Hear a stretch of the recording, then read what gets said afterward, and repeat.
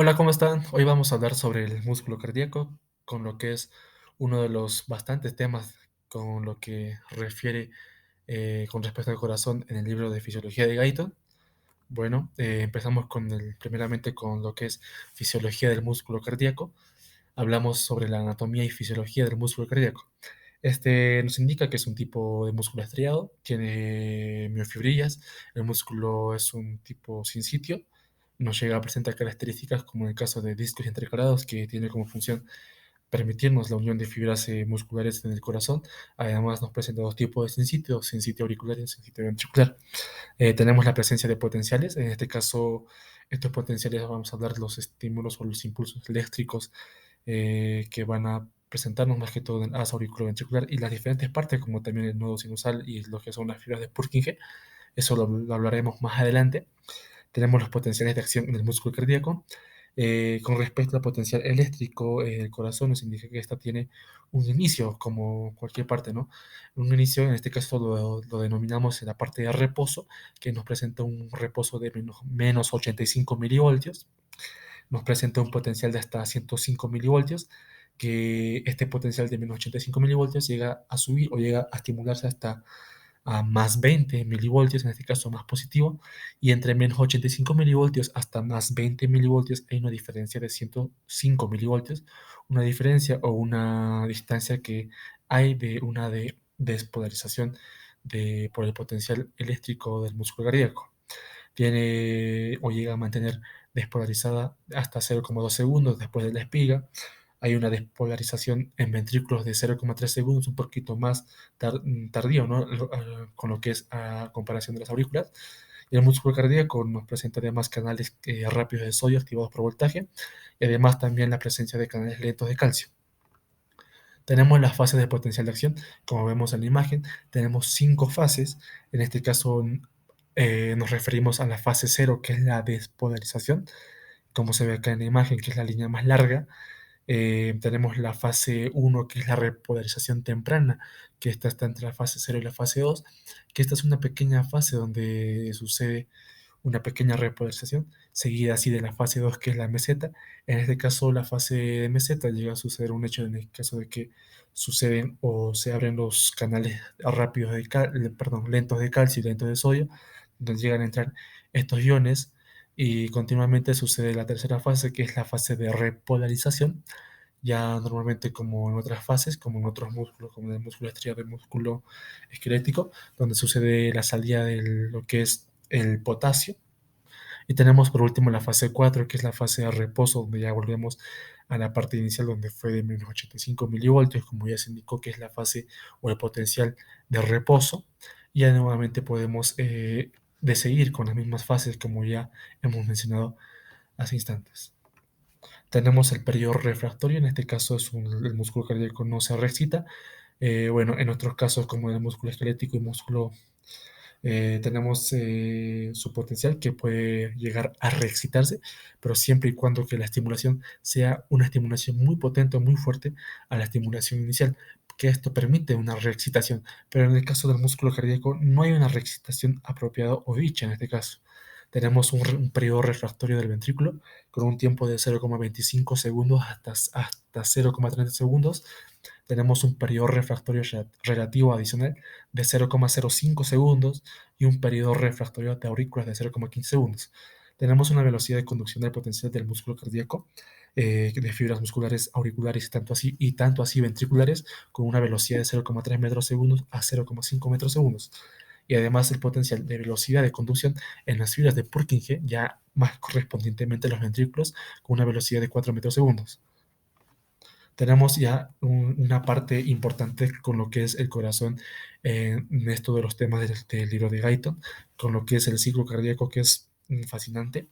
Tenemos 4 fases o 4 etapas con lo que sucede en el ciclo cardíaco. La primera etapa, que es el llenado ventricular, que esta lo podemos dividir o subdividir en este caso en dos tipos de llenado: el llenado pasivo y el llenado activo.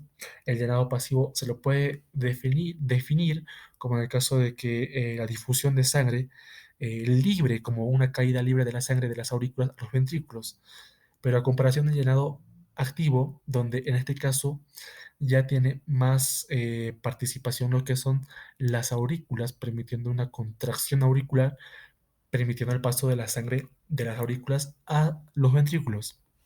Tenemos así un volumen telediastólico de 120 ml aproximadamente, como menciona el libro de Guyton.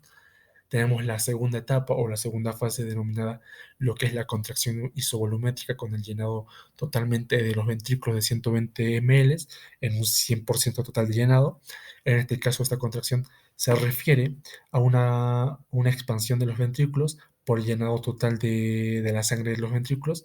En este caso, esta expansión permite como una concentración que exige una salida o una expulsión de la sangre hacia alguna parte, donde aquí tiene gran importancia la participación de las válvulas auriculoventriculares que nos referimos, en este caso el tricúspide, que tiene una gran cerradura, se podría decir, que no permite el retorno venoso de la sangre del ventrículo hacia las aurículas, donde la sangre llega a expulsarse a través de los vasos, donde esto permite la continuación del paso siguiente, que hablamos de la fase 3, que hablamos del periodo de eyección, donde esta potente contracción permite salir o eyectar toda esta sangre del ventrículo a través de los vasos de la aorta y de la arteria pulmonar, exportando o eyectando en un 60% lo que se denomina el volumen sistólico.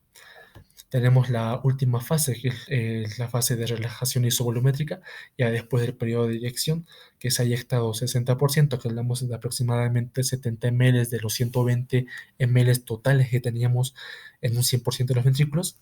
Y después de la eyección sucede pues que en los ventrículos no se vacía totalmente.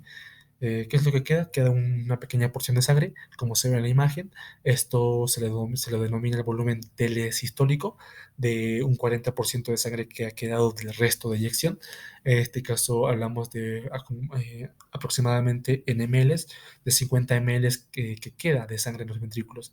Ya después pasamos a lo que es nuevamente a la primera fase, que es el llenado ventricular, ya con sus dos tipos de llenado, como ya se indicó, como es el llenado pasivo y llenado activo, y así continuamente vamos o va trabajando con lo que es el corazón con el ciclo cardíaco. Tenemos y nos referimos ahora sobre el tema de las válvulas cardíacas, que tiene gran importancia. En este caso, primeramente nos referimos a las válvulas auriculoventriculares, que tiene como función principal y fundamental lo que es evitar el retorno venoso, como se indicó, evitar que la sangre de los ventrículos retorne hacia las aurículas, y eso a través de los vasos correspondientes. Tenemos la participación de los músculos papilares. Estos se unen a los velos de las válvulas auriculoventriculares por las cordas tendinosas, además que se contraen cuando se contraen los ventrículos, y estos no contribuyen al cierre de las válvulas. Tenemos también las válvulas semilunares, que nos referimos a las válvulas aórtica y pulmonar, que estas no tienen cuerdas tendinosas a comparación de las válvulas auriculoventriculares, que estas sí tienen. Además que las válvulas semilunares tienen una característica de que su fuerza de eyección es con mayor presión a comparación de las válvulas auriculoventriculares. Tenemos la regulación del bombeo cardíaco. En este caso nos refiere o nos indica que todo el miocardio se puede llegar a autorregular, como todo nuestro mecanismo se autorregula dependiendo de los diferentes mecanismos, dependiendo de las diferentes situaciones que nos puede llegar a presentar nuestra sociedad en sí, o la amenaza que puede llegar a presentarnos o presentarse en nuestro sistema.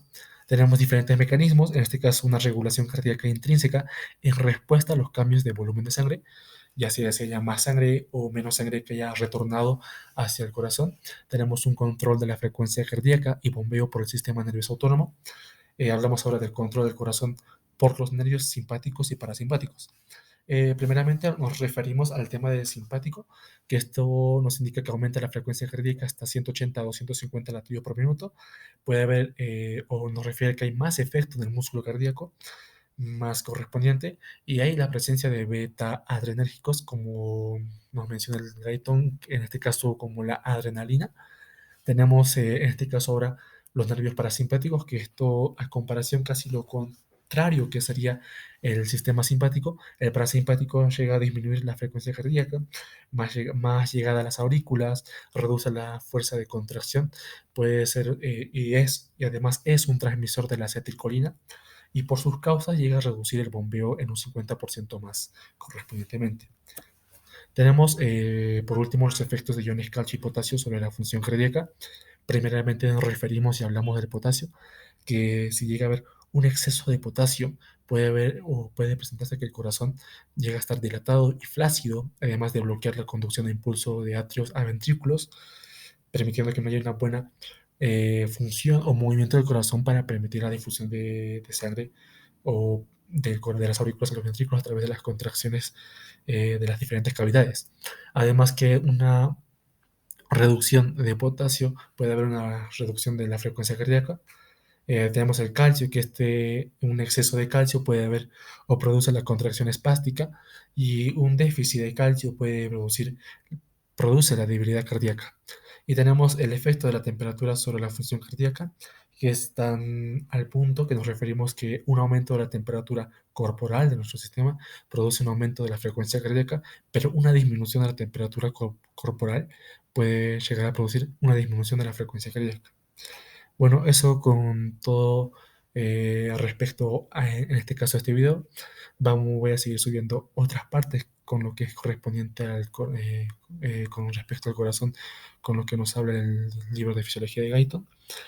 Más adelante, después de un video o dos, subiré un video en este caso que solamente se refiere a una imagen, ya uniendo o agregando todo ya en una sola imagen, ya hablando del electrocardiograma, en este caso de potencialidad de acción, ya también un poco de lo que es, en este caso nuevamente, las fases del ciclo cardíaco, el periodo de eyección, de llenado, y también con respecto a los tonos cardíacos, que también es fundamental e importante, y seguramente hablaré casi al final lo que es ya con los temas de los focos de auscultación y otros temas más del corazón que se refiere en el libro de Fisiología de Gaita. Si les gustó el video, denle like, suscríbanse y bueno, muchas gracias por la atención y nos vemos en el siguiente video. Chao.